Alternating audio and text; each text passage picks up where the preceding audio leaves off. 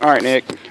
Just kind of wanted to point out some things here. Like there's the tachometer that I talked about. That's where it stopped working. Like I said, it's done this before and it started working again. So I think it's possibly, possible a connection issue. There's the ding on the chroming of the heat shield on the exhaust pipe there.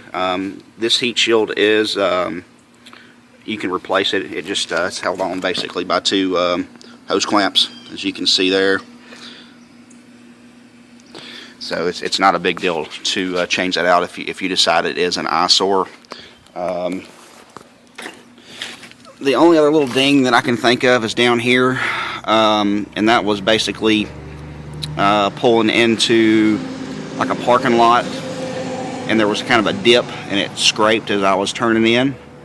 But it's not leaking or anything like that. It's just kind of scraped. It's not really it's not busted or anything like that.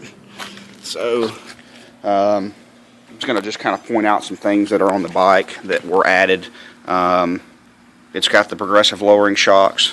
All the bolts have the bolt caps on them. These caliper inserts were added. The Lepera seats. There's a ding right there where the bolt coming out of the back of the seat, I guess for my big ass, was made it poke a hole in the seat right there. But it's got a stage 1 kit. This is the rain guard. Like I said, all the little bolts and stuff like that have been capped off for looks. The brake pedals are aftermarket. The pegs are stock.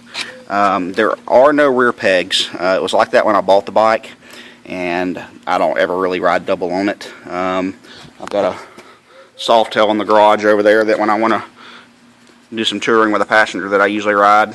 I think you're about $100 or $150 or something like that if you wanted to put, like I said, aftermarket pegs on the back of it. Let's see. The cap on this side's missing. It came off when I was riding one day, and I hadn't replaced it. These chrome belt guards are aftermarket. They were added. These covers were added. The chrome cowl cover is added. Of course, it's got the Screaming Eagle plug wires. Now these little spark plug decor things, those were not factory. They were added. It's got Performance Machine grips. The mirrors are were added. They're aftermarket. The risers and the handlebars are not original Wide Glide. I'm not sure exactly what they came off of, but the previous owner, I think he was shorter, so he went with a longer riser and a different bar to make it pull back, so I guess so he wasn't leaning forward. But there's the tack. The windshield is a clip-on. I think the lower forks were chromed. That was done. That was added extra. This little Harley decor emblem was added. Like I said, there's the bolt cover on the front there, and down there on the bottom. Trying to think. The blinker covers, I think these blinkers are aftermarket, or the lenses are, or something. I don't think they were originally chrome. I'm not sure on that though. You'd actually have to look at the Harley website or look at a stock bike to compare. The battery in the bike was just replaced probably about 3 months ago, maybe. There is a battery tender on it, right there, connection. It's just kind of tucked away there. I usually keep it on the tender when it's just sitting in the garage. The tires, it's getting about due set for a set of tires. You probably get a couple thousand miles out of them, but it really could use a set of tires. Let's see. trying to think what else is added to the bike. Let's see, I've got some extra parts and stuff like that too that are stored here. I'm gonna let go with the bike. This is the Mustang seat. I bought that last year at Bike Week. I paid about $300 for it. I've also got the passenger backrest. So if you decide to ride a passenger or whatever, and the pad is the matching Mustang one. This is the original Harley pad that went on the backrest, that came with the backrest when it was when I purchased it. When I bought the bike, the guy had modified the rear. There's like a custom little loop thing on the fender for like a decor loop, like a loop or something. I don't know, but the guy customized it and basically made it into a rack. It's kind of a tight fit.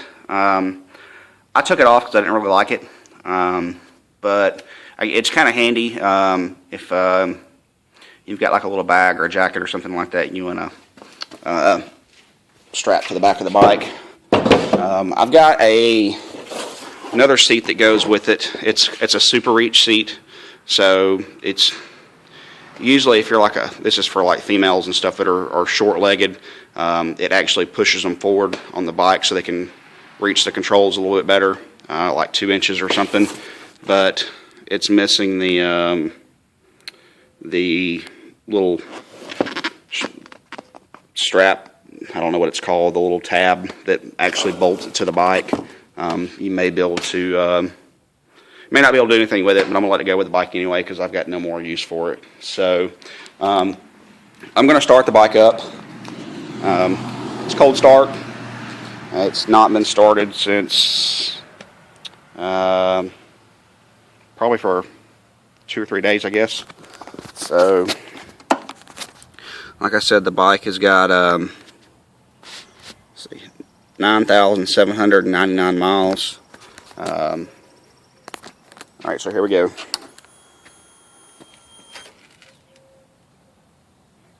Check engine light comes on whenever you turn it off. You always wait till the check engine light goes out before you actually hit the start button. So here we go, we're going to hit the start button.